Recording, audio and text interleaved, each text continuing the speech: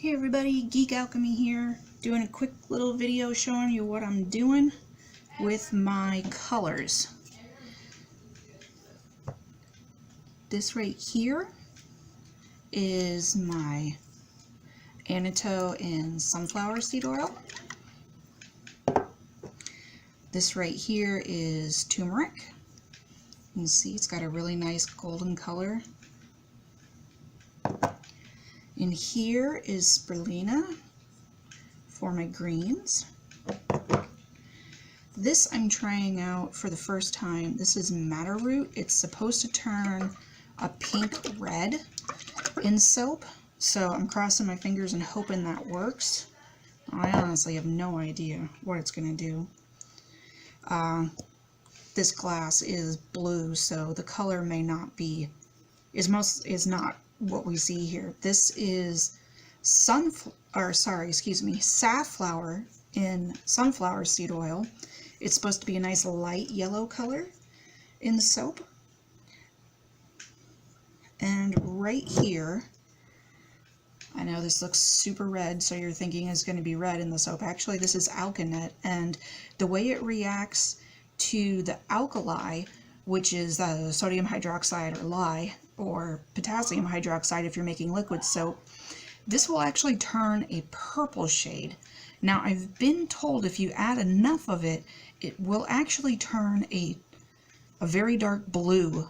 So I have no idea if that will work in my particular recipe or not, but I'm looking forward to trying it out. And isn't that just gorgeous?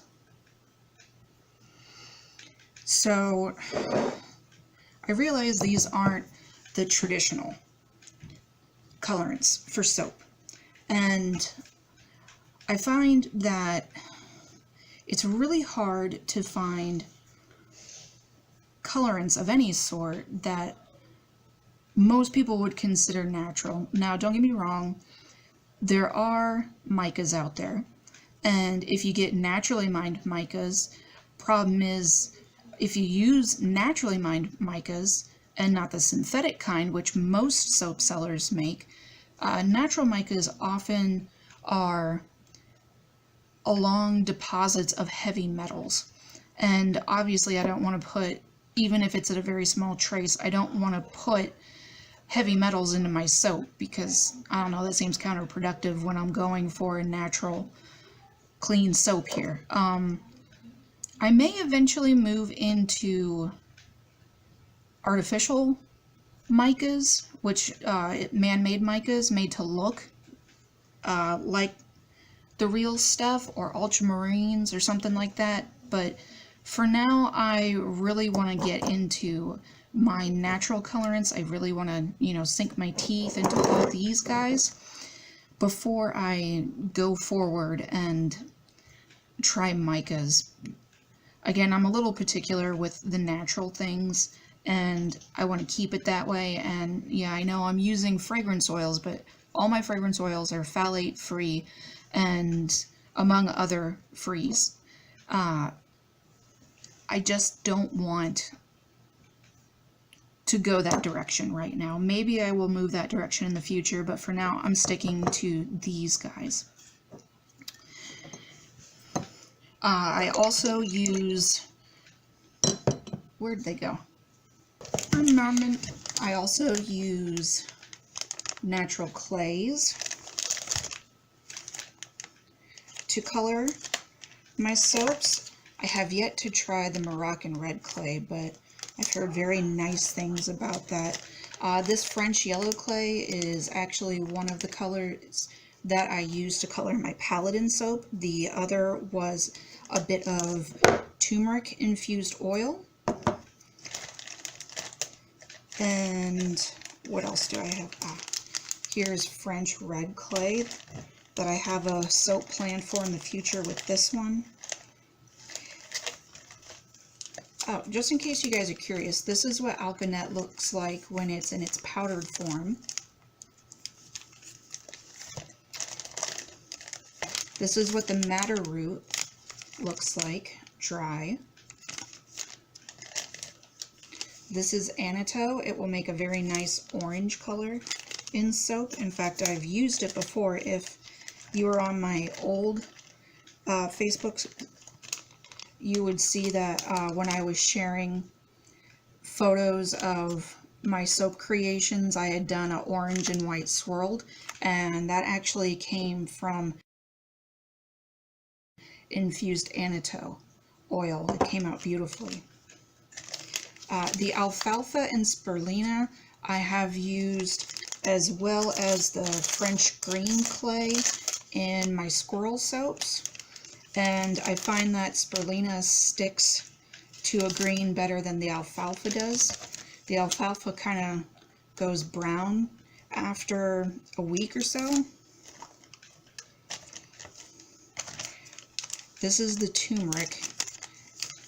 I've used it before, the videos I've showed you, and it does, depending on the strength you use, it can turn the soap orange if you're not careful. Well, if you're going for that, then that's wonderful, but if you're not, beware.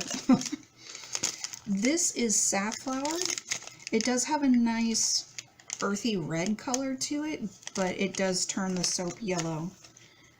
If you want a different orange, you can use paprika powder. Now, two things that I have yet to use, but I plan on in the future. Beetroot. No, it will not keep this purple color. In fact, it goes to a brown shade, almost like a milk chocolate color, if you put enough of it in there. Just, you know, so you can get a brown shade in your soaps without actually going and putting in chocolate. For those people who might be allergic, this is a nice alternative if you want to color your soaps brown. And this will be in a future soap. This is black walnut hull. As you can see, it's been finely powdered, so there's no hard, big pieces of grit. It will be a nice, smooth feeling. Well, as smooth as something that is a bit scratchy can feel anyway.